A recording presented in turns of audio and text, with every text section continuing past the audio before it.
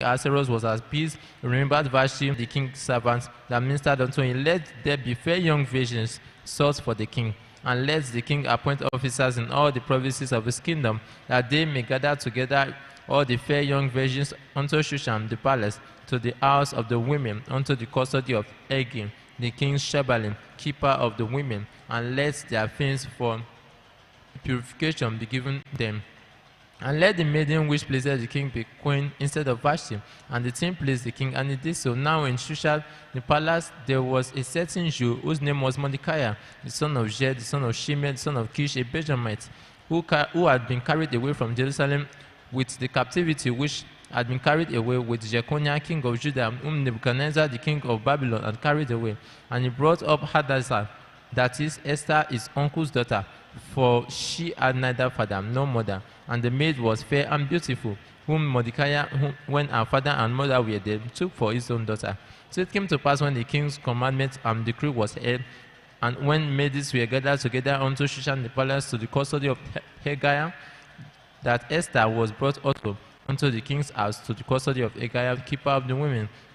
And the maiden pleased him, and she obtained kindness of him, and speedily gave her things for purification, which with such things as belonged to her, and 7 maidens which were meet to be given her out of the king's house, and he preferred her and her maids unto the best place of the house of the women.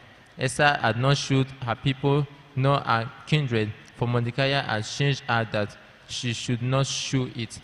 And Mordecai walked every day before the court of the women's house to know how Esther did and what should become of her. Now when every maid's turn was come to go in to King Ahasuerus, after that she had been given 12 months, according to the manner of so were the days of their purifications accomplished, to wait 6 months with oil of mine, and 6 months with sweet odors, and with other things for the purifying of the women.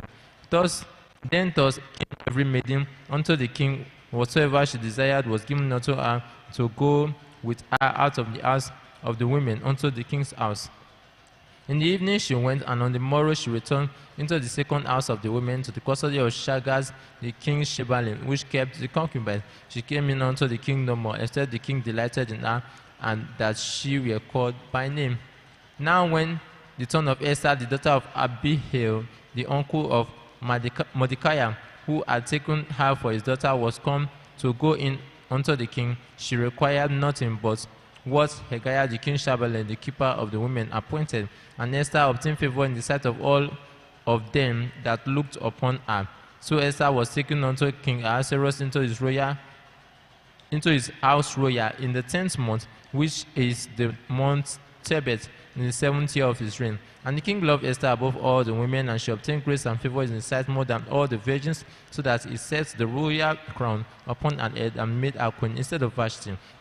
Then the king made a great feast unto all his princes and his servants, even Esther's feast, and he made a release to the provinces and gave gifts according to the state of the king. And when the virgins were gathered together the second time, then Mordecai sat in the king's gate. Esther had not yet shewed her kindred nor her people, as Mordecai had charged her. For Esther did the commandment of Mordecai like as when she was brought up with him. In those days, while Mordecai sat in the king's gate, 2 of the king's chamberlains, Bigtan and Teresh, of those which kept the door, were robbed, and sought to lay hand on the king Ahasuerus. And the thing was known to Mordecai, who told it unto Esther the queen, and Esther certified the king thereof in Mordecai's name. And when the inquisition was made of the matter, it was found that therefore they were both hanged on a tree, and it was written in the book of the Chronicles before the king. Chapter 3. After these things did King Ahasuerus promote Haman the son of Hammedatha the Agagite, and advanced him, and set a seat above all the princes that were with him. And all the king's servants that were in the king's gate bowed and reverenced Haman, for the king had so commanded concerning him. But Mordecai bowed not, nor did him reverence.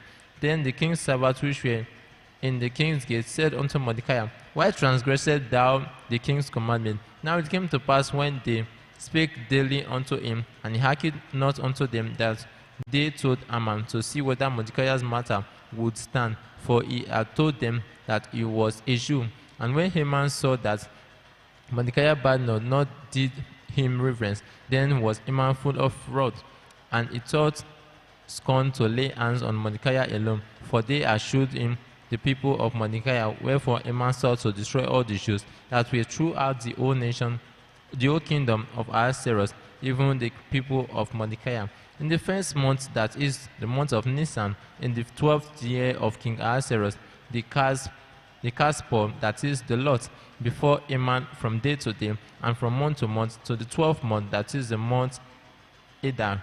And Haman said unto King Ahasuerus, there is